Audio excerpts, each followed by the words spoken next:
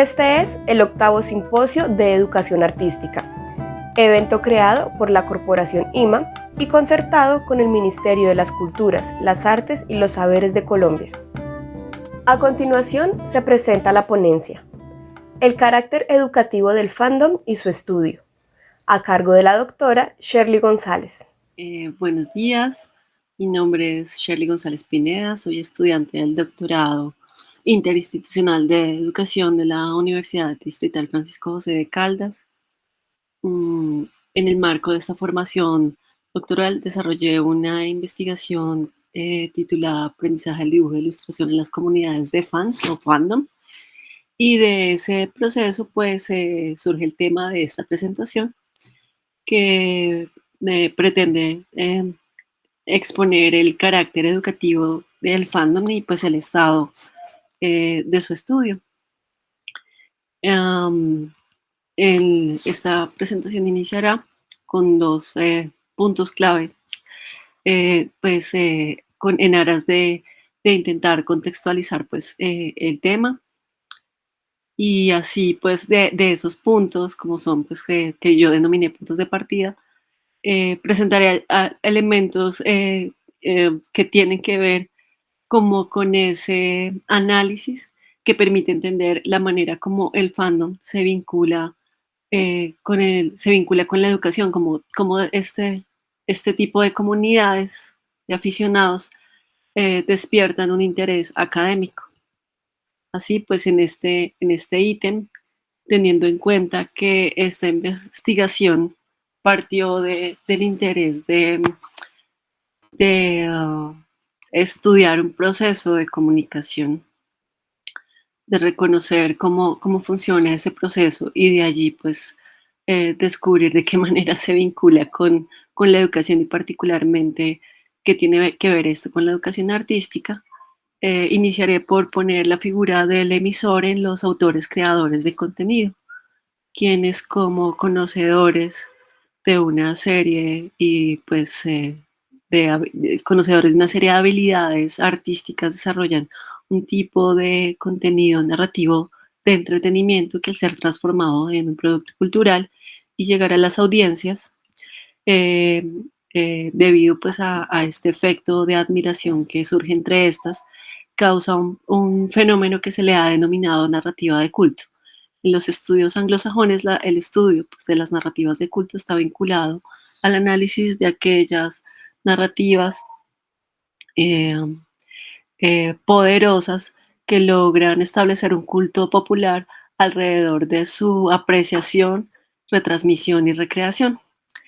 Y pues en este caso, para la investigación de la que procede pues el tema de esta exposición, se usó esta figura para referirse a aquellas narrativas de entretenimiento pues, que adquieren un grupo de seguidores en torno a su consumo. Y de allí pues es de reconocer que estas narrativas pues tienen unas características que suelen corresponder a un género o subgénero,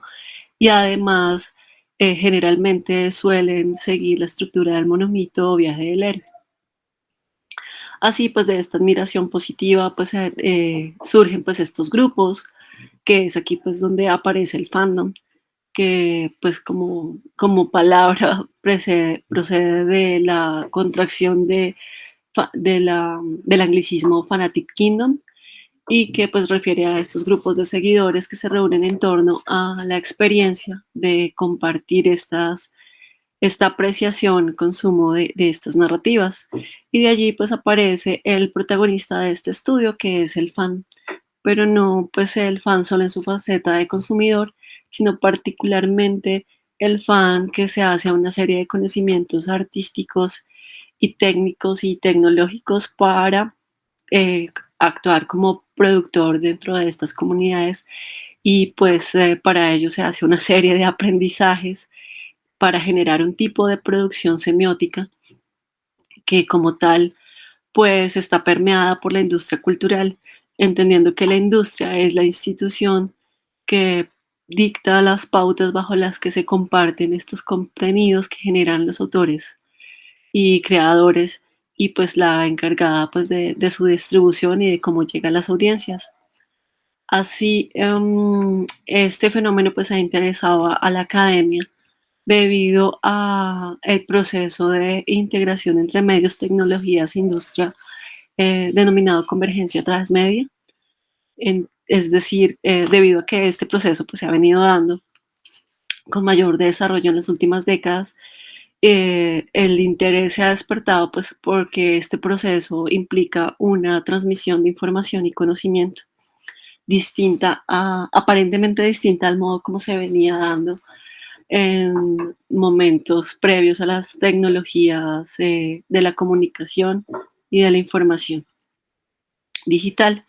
Ahora entiéndose que pues este fenómeno está vinculado al desarrollo de otro que es el de las narrativas de culto. Recordemos que la narrativa de culto hace referencia a aquellas narrativas en las que sus características, la plasticidad de sus símbolos les permiten adaptarse a diferentes medios, sean análogos o digitales, y para llegar al mayor número de audiencias y lograr una experiencia de entretenimiento unificada. Así pues la narrativa transmedia en relación con todos estos procesos pues también marca como el interés del campo educativo y de la producción artística en relación con y del aprendizaje del arte en relación de cómo se dan estos aprendizajes bajo este proceso. De allí que pues para los autores canónicos de estos temas, para ellos presumen que este es el camino que siguen los autores creadores de contenido y como esto sucede al margen del ámbito formal y educativo, pues llama la atención que estos sujetos, estos fans productores, estén adquiriendo conocimientos aparentemente especializados en estos entornos. Es de entender aquí que la producción semiótica que crean los fans tiene una particularidad que puede ser enunciativa y también pues, puede ser textual, enunciativa en referencia a la manera como estos sujetos pues, adquieren unos comportamientos y unas formas de lenguaje y expresión en su propia forma de vestir y de comportarse en relación o basado en personajes de estos contenidos de culto. Y la producción textual pues hace referencia a la manera como crean una serie de productos, pues productos principalmente artísticos, que podrían ser llamados artísticos, al hacerse a una serie de conocimientos y herramientas apoyados en herramientas digitales, pues para dar retransmisión e incluso producir nuevos textos inspirados pues en estos contenidos de culto. Y pues esto causa interés, pues causó interés para mí en la investigación de lo que procede el tema de esta presentación, porque pues estaba la pregunta si coinciden los fines y propósitos de esta producción textual aficionada con el tipo de producción que se busca promover en los espacios educativos y académicos, entendiendo que la producción textual en la educación y en la cultura pues tiene un papel fundamental respecto a cómo la producción de estos textos literarios, de estos textos gráficos y sonoros, pues constituyen un acto cognitivo, un acto lingüístico, estético y comunicativo que a la vez promueve pues el desarrollo del pensamiento crítico. Y pues también como esto permite afinar habilidades expresivas y constituye una forma de preservar la cultura y pues la historia. Entendiendo esto, pues vale la pena aclarar que dentro del estudio del que procede este tema, de que se vincula con este tema, en aras de la síntesis se optó por escoger un solo lenguaje dentro de los múltiples lenguajes en los que incursionan los fans y que en este caso pues fue el dibujo de ilustración, entendiendo que el dibujo de ilustración es diferente del dibujo artístico y si bien es un lenguaje especializado que requiere de unos aprendizajes secuenciales y también unos aprendizajes técnicos, el desarrollo de unas habilidades técnicas, también depende de un contexto y como tal resultaba pues apropiado porque es transversal a todos los procesos de producción textual que se desarrollan dentro de la comunidad y también que tienen que ver con el proceso de producción de estos contenidos narrativos de entretenimiento y y de aquellos que se convierten pues en contenidos de culto. Así entendiendo pues esta implicación del interés educativo dentro de de la, del fenómeno del aprendizaje en el fandom, del aprendizaje autodidacta en el fandom, pues se plantea este vínculo con el fan. De allí que sea importante reconocer, pues, de aquí en adelante, en esta presentación, que el arte al que se refiere, el arte, el fanart, que también se le llama al arte que desarrollan estos fans, es distinto del arte, del arte oficial, del contenido que se genera bajo estas franquicias de entretenimiento y estos contenidos de culto que son pues, importantes para esta comunidad. Y que como tal, pues este tipo de desarrollos arrastran los valores y las pautas bajo las que se producen ese tipo, las intencionalidades bajo las que se producen este tipo de contenidos y también pues las iniciativas que desarrollan los fans se, se vinculan en esto respecto a cómo es posible pensar si se pueden implicar en procesos de aprendizaje formal, en procesos educativos en el aula. Ahora, pues respecto al estudio del fandom, es de reconocer que pues el estudio del fandom está vinculado con los desarrollos que se dieron desde los estudios culturales y la intención de exponer cómo la industria cultural adquirió una gran importancia en todos los aspectos de la vida social y económica de los sujetos y particularmente entre esta relación entre jóvenes y la formación de identidades de estos sujetos en relación con el mercado de la cultura popular. Este sería un antecedente inmediato y ya pues el estudio del fandom sí resulta ser más reciente respecto a cómo también desde los estudios culturales y de medios anglosajones principalmente se empieza a observar una serie de intereses relacionados con cómo estas comunidades son un espacio de autorreflexión y empoderamiento para minorías sociales, sexuales y étnicas. De allí el interés también, eh, otra tendencia que se encuentra dentro de estos estudios está en entender el fandom en relación con el tipo de contenido que consumen estas comunidades y de allí el papel principal que adquieren los contenidos que se generan en Oriente y las comunidades de aficionados u otakus, que es como se les llama a estos sujetos que siguen este tipo de contenidos que se producen en Oriente, en, en relación con como estos contenidos se están convirtiendo en narrativas de culto pues para la mayoría de consumidores jóvenes y cómo esto se constituye como una forma de poder económico, de poder económico de soft power oriental, que de alguna manera también tiene incidencia en los procesos de monetización y en las formas de trabajo inmaterial actuales. También está otra tendencia dentro de estos estudios de fans, que es entender el fandom en su relación y, eh,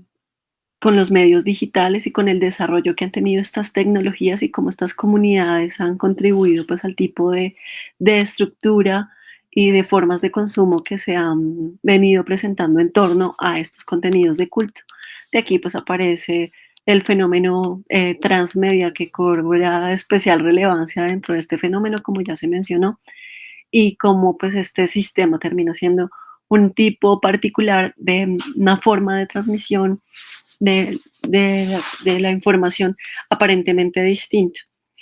Y sin embargo, pues de aquí, de estos estudios en general, se resalta pues tanto el trabajo de Henry Jenkins, que es como uno de los autores más reconocidos respecto a los estudios de fans, y el trabajo de Hiroki Azuma, quien los refiere como animales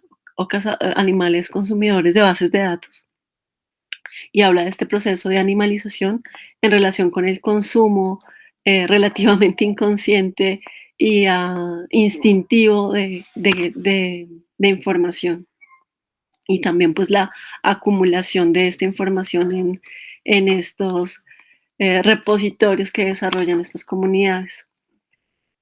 Así también aparece finalmente el interés del campo educativo respecto a cómo estos sujetos apropian estos contenidos y cómo en estos contenidos de culto, y se inicia con los contenidos de culto antes de considerar siquiera las comunidades, la posibilidad de incorporar estos contenidos de culto dentro de actividades de aula, principalmente en áreas como la literatura, las artes y los idiomas. Y aquí pues se encuentra el primer estudio que debate la manera como si realmente los valores bajo los que se da este tipo de consumo de contenidos mediáticos coincide con los valores que se busca promover en la educación, que es el trabajo pues de Berkowitz. Particularmente, el fandom aparece directamente dentro de los estudios vinculados al campo educativo, en aquellos trabajos en donde se vincula la productividad FAM en el aula de clase y se empieza a preguntar sobre las posibilidades de llevar las estrategias de aprendizaje que aplican estos sujetos al aula. Y también pues en torno a áreas del conocimiento específicas. Eh, Más precisamente el fandom se vincula con el aprendizaje y aquí pues aparece pues el interés del campo educativo, el interés central del campo educativo sobre los desarrollos en estas comunidades en torno a esta relación y aparecen pues estudios ya canónicos como es el del psicólogo James Polgy, quien presenta su propuesta sobre los espacios de afinidad resaltando cómo sujetos con gustos similares pues desarrollan o crean comunidades en torno al aprendizaje de una serie de habilidades. Estos estudios estuvieron pues, desarrollados en torno a la observación de habilidades de videojugadores. Y de allí, pues, estos otros estudios que entre los que ubico el que yo culminé culminé este año, eh, para destacar el tipo de perspectiva del arte que se maneja en estos y la manera como esto pues afecta un poco la apreciación de las intenciones que los fans tienen al crear este tipo de contenidos y al aprender y adquirir las habilidades y cómo esto permea tanto pues la manera como se está enseñando el arte en el ámbito formal.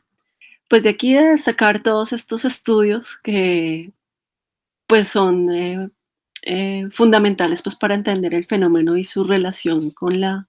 educación y su implicación dentro de la producción artística y la manera como estamos pensando pues la manera de aprender y crear arte en la actualidad, entendiendo que el principal vínculo pues está en el aprendizaje y determinando pues desde las tres perspectivas de Mayes y de Freitas para comprender pues esta manera como se ha observado el aprendizaje, que se ubica dentro de la perspectiva de aprendizaje situacional, todos aquellos estudios que si bien no tratan directamente al fandom, sí retoman todas estas estrategias que se dan dentro de estas comunidades para apoyar sus propuestas y que como tal terminan siendo pues estudios canónicos que remarcan el poder y la conveniencia de implementar una serie de herramientas digitales al aprendizaje en aula y pues una serie de propuestas novedosas que más sin embargo, si bien ya estamos hablando de aprendizaje transmedia que surge pues de estos espacios de afinidad, en donde notamos que hay un avance respecto a los estudios de fans que más sin embargo se ha desarrollado al margen de los estudios estéticos y que equipara todas las formas de arte pues en una sola intencionalidad cuando es de comprender que en los espacios educativos y formales de educación de aprendizaje formal y dirigido, el tipo de arte que se busca transmitir, la intencional es distinta y refiere pues a un proceso que es principalmente reflexivo más que solamente pues la producción de formas materiales, de procesos de producción de formas materiales. Eso pues es la presentación. Muchas gracias. y pues quedo atenta a sus preguntas.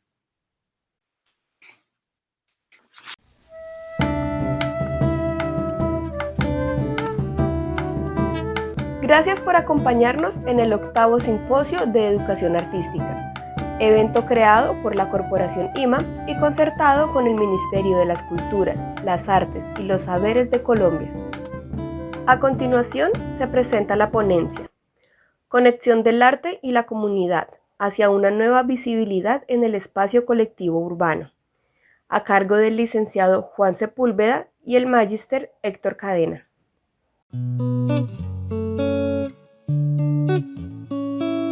Reciban un cordial saludo. La siguiente propuesta es la exposición de la ponencia presentada por Juan Felipe Sepúlveda Rojas, arquitecto y en este momento estudiante de licenciatura en Educación Artística de Uniminuto, y Héctor Cadena, magíster en Comunicación Educativa, artista plástico y visual y maestro de la licenciatura en Educación Artística, también de Uniminuto. A continuación, voy a hablarles de un tema poco mencionado y que hace referencia a la arquitectura, la habilitabilidad y el arte en ese sentido de vida de lo urbano. Para iniciar, quiero mencionar que en esta ponencia se hace un comparativo entre la estructuración y estética entre la concepción del barrio Ciudadela Colsubsidio, barrio que ganó Premio Nacional de Urbanismo y Arquitectura, y del barrio Minuto de Dios, cuya concepción permite acercarse al arte como medio que tiende a mejorar la habitabilidad desde la concepción del barrio como lienzo de arte. En ese orden de ideas, empezaré a dar una descripción del proceso constructivo y de diseño del sector de Ciudadela Colsubsidio. Hacia el año de 1982 el Gobierno Nacional expide la Ley 21, en la que exige a las cajas de compensación familiar desarrollar proyectos habitacionales que brinden posibilidades de vivienda para un número de población laboralmente activa que quizás por sus recursos no pueden acceder a este tipo de bienes. Es así como en el año de 1983, la Caja dio a luz al proyecto Ciudadela Colsubsidio, en autoría arquitectónica de Germán Samper-Gnecco, sobre un área de 130 hectáreas y colindante con los barrios de Santa Bárbara y Bolivia. Congruente con esos fines, se definió el programa para familias de las empresas afiliadas a la Caja de Compensación de Colsubsidio con ingresos de hasta 4 salarios mínimos, es decir, el ofrecimiento de vivienda popular de clase media y media baja, muy coherente con lo propuesto en la Ley 21 antes mencionada. Adentrándonos ya en temas asociados con lo constructivo, cabe resaltar que el proyecto se caracteriza por estar construido casi en su totalidad por mampostería, es decir, ladrillo en alzado de 5 pisos por torre, permitiendo así una imagen acogedora por sus tonos rojizos, lo que ya es uno de los primeros elementos asociados a la estética que llama la atención en el sector, es decir, que genera una atmósfera abrigada. Además, por la vinculación con zonas verdes. En su diseño, se pensó el hacer alusión a las tiales, que son construcciones angostas, verticales y de terminación de techos en punta, confiriendo grandeza y una identidad propia, por cuanto hasta ese momento pocas construcciones en el país tenían este tipo de elementos. Así pues, la organización de las unidades creó también un hito en el país por cuanto manifestó una estructura barrial basada en elementos geométricos con sensación área orgánica, es decir, fluida y en armonía o equilibrio entre las distintas unidades de edificios que se convirtieron en bloques homogéneos y con patrones significativos al estilo mosaico. Es en este momento en que la parte visual hace una entrada aún más fuerte en vínculo con la funcionalidad, porque al pensarse el esquema urbanístico, se privilegia una planeación sobre el eje peatonal, queriendo dar énfasis en el bienestar de la persona a pie, pero sin quitar la posibilidad de expansión o apertura de las calles para tránsito de vehículos, porque que se establecen núcleos circulares de conjuntos habitacionales formando sus famosas rotondas, capaces de permitir en flujo adecuado de vehículos, concentrando una mayor densidad poblacional, sin detrimento de la apreciación estética del paisaje urbano mezclado con lo natural que un peatón puede hacer al recorrer las calles y pasajes centrales. Aquí también fue crucial pensarse en la vinculación con los vecinos, por lo que, los pasajes peatonales que pasan por el centro de los núcleos habitacionales se interconectan con los barrios facilitando el tránsito desde y hacia el barrio, tanto a pie, como a través de los vehículos. Para quienes están familiarizados con el arte plástico y visual, cabe aquí anotar que ya hablando de la construcción de las torres se pensó en estructuras modulares con simetría bilateral a modo espejo, con ciertos ángulos en sus medidas que le quitan la linealidad, permitiendo así la generación de una macroestructura basada en las líneas y en los arcos, como lo son las manzanas circulares. Es así, como la planeación y desarrollo de la propuesta urbanística entra en sintonía con la búsqueda de armonías estéticas basadas en la línea, la curva y la generación de espacios que, por los tonos, materiales y formas asociadas también a zonas amplias, verdes, caminos peatonales y carreteables establecen equilibrio para quienes allí habitan o transitan. Sin embargo, como ya lo veremos más adelante, estas condiciones fueron dirigidas y pensadas desde arquitectos y personas dedicadas a generar esta propuesta en la caja de compensación a diferencia del modelo constructivo y proyectivo que tuvo el Minuto de Dios. Aquí se puede apreciar 3 mapas de la zona de la UPZ 29, o Unidad de Planeación Zonal número 29, del Minuto de Dios, donde se aprecian diferentes fotos satelitales de los sectores del barrio. Cabe mencionar que el barrio nació como iniciativa del padre Rafael García Herreros, hacia los años 60, movido por las difíciles condiciones de vida que tenían personas que no podían acceder a soluciones de vivienda, por lo que decidió emprender la loca idea de crear un barrio en tierras donadas para tal fin en las zonas semipantanosas del noroccidente de Bogotá. En ese sector, con el apoyo de donaciones y mediante procesos de autoconstrucción, inició con la construcción de unidades habitacionales que no por ser movidas por el impulso popular tenían que ser menos dignas o tener estéticas poco amigables. Es así como basado en las propuestas arquitectónicas de Gordon Cullen en cuanto a la manera de construir de forma serial, lo que facilitaría el proceso de levantamiento de las casas, la organización sectorizada y por etapas orientada por Kevin Lynch y los elementos de diseño en cuanto a lo funcional y estructural de James Sterling y Philip Van Dyke. Se procedió a proyectar y construir con las manos obreras de los mismos residentes.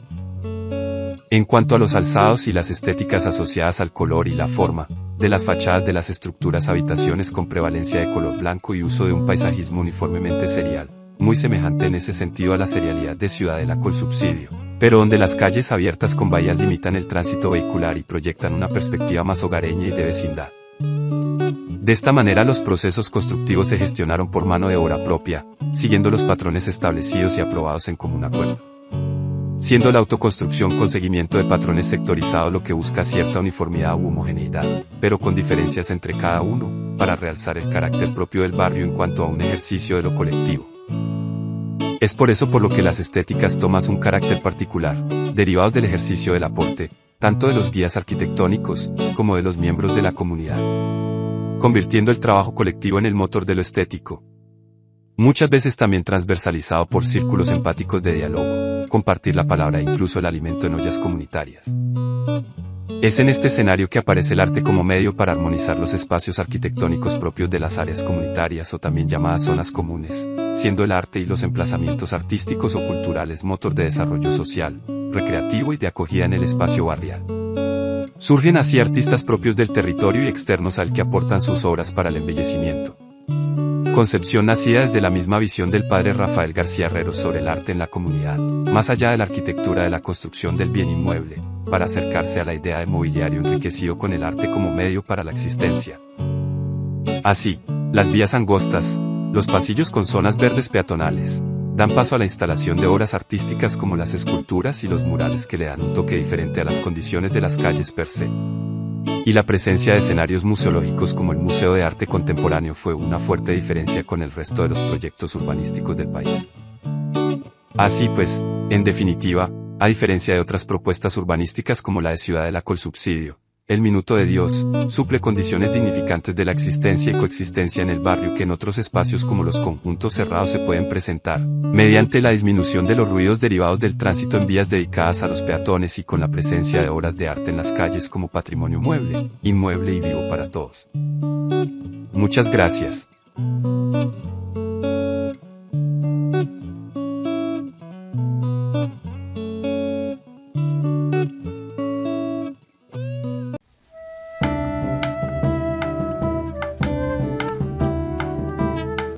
A continuación, la ronda de preguntas se realizará por Zoom, cuyo enlace se encuentra en la página de Facebook del simposio.